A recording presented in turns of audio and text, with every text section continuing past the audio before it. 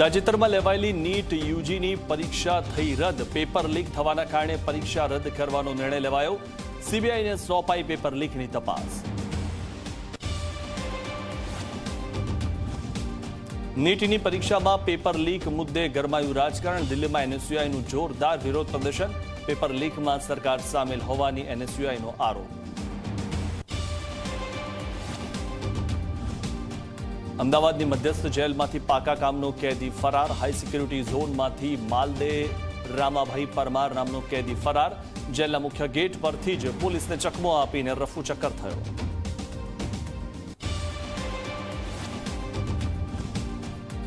મહેસાણામાં પૂરપાટ ઝડપે દોડતી લક્ઝરી બસે અકસ્માત સર્જ્યો. ડિવાઈડર કૂદીને સામેથી આવતા ટ્રક સાથે ટક્કર. અકસ્માતમાં 2ના મોત તો 13 જેટલા લોકો ઘાયલ.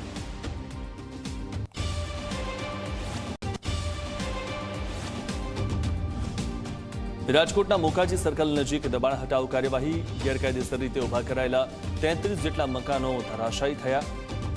20 વર્ષ કરતા પણ વધુ સમયથી ઉભા હતા દબાણ.